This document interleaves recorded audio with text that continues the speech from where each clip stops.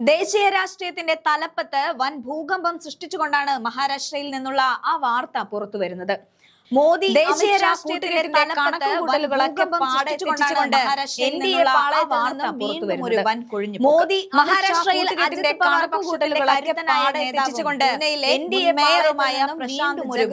കോൺഗ്രസിന്റെ ത്രിവർണ പതാക കയ്യിലേന്തിയത് വെറും ഒരു കൂടുമാറ്റമല്ല. അത് ബി.ജെ.പിക്കും നിതീഷ് കുമാറിനും വരാനിരിക്കുന്ന വലിയൊരു പതനത്തിന്റെ മുന്നറിയിപ്പാണ്. ഡൽഹിയിലെ AICC ആസ്ഥാനത്ത് വെച്ച് മല്ലികാർജുൻ ഖാർഗെയുടെയും ഹർഷവർദ്ധൻ സബ്കലിന്റെയും സാന്നിധ്യത്തിൽ നടന്ന ഈ ചടങ്ങ് ബി.ജെ.പി ക്യാമ്പുകളിൽ വലിയ ഞെട്ടലാണ് ഉണ്ടാക്കിയിരിക്കുന്നത്. NDA സഖ്യത്തിനുള്ളിൽ വലിയൊരു ചതി പുകയുന്നു എന്നതിന്റെ വ്യക്തമായ തെളിവാണ് പ്രശാന്ത് ജഗ്താബിന്റെ ഈ നീക്കം. അധികാരക്കൊതി സഖ്യങ്ങൾക്കും അഴിമതി രാഷ്ട്രീയത്തിനും എതിരെയുള്ള പോരാട്ടമാണിതെന്ന് ജഗ്താബ് പ്രഖ്യാപിക്കുമ്പോൾ ബി.ജെ.പിയുടെ രാഷ്ട്രീയ ധാർമ്മികതയാണ് ചോദ്യം ചെയ്യപ്പെടുന്നത്. നിതീഷ് കുമാറിന്റെ JDUവും ബി.ജെ.പിയും തമ്മിലുള്ള ബന്ധം ദേശീയ തലത്തിൽ ആടിയുലയുന്ന സമയത്താണ് സഖ്യകക്ഷികളിലെ പ്രമുഖ നേതാക്കൾ കോൺഗ്രസിലേക്ക് ചേക്കേറുന്നത്. നിതീഷ് കുമാർ പോലും അറിയാതെ നടന്ന ഈ സൈലന്റ് ഓപ്പറേഷൻ NDAയുടെ അടിത്തറ ഇളക്കിയിരിക്കുന്നു.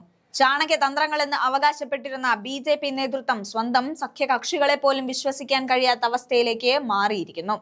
പൂനെയിലെ കരുത്തനായ നേതാവിനെ കോൺഗ്രസ് റാഞ്ചിയത് വരാനിരിക്കുന്ന നിയമസഭാ തദ്ദേശ തെരഞ്ഞെടുപ്പുകളിൽ ബി.ജെ.പിക്ക് കിട്ടാവുന്ന ഏറ്റവും വലിയ തിരിച്ചടിയാണ്.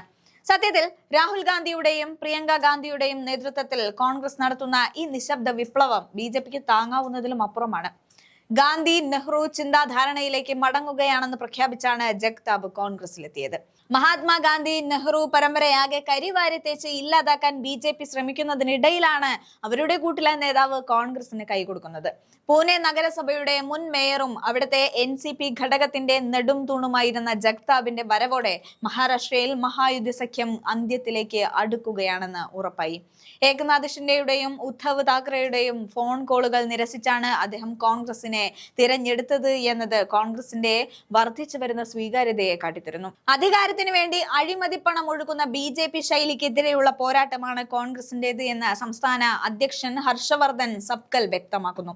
ഒരു കാലത്ത് ബി.ജെ.പിയുടെ B ടീം എന്ന് ആരോപിക്കപ്പെട്ടവർ പോലും ഇന്ന് കോൺഗ്രസിന്റെ കരുത്തിൽ വിശ്വസിച്ച് മടങ്ങിയെത്തുന്നത് വലിയ രാഷ്ട്രീയ മാറ്റത്തിന്റെ സൂചനയാണ്.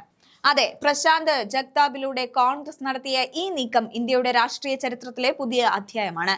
2029ലേക്കുള്ള വഴിയിൽ ബി.ജെ.പിയുടെ അഹങ്കാരത്തിന് കിട്ടിയ ഈ പ്രഹരം വരാനിരിക്കുന്ന വൻ മാറ്റങ്ങളുടെ തുടക്കം മാത്രമാണ്.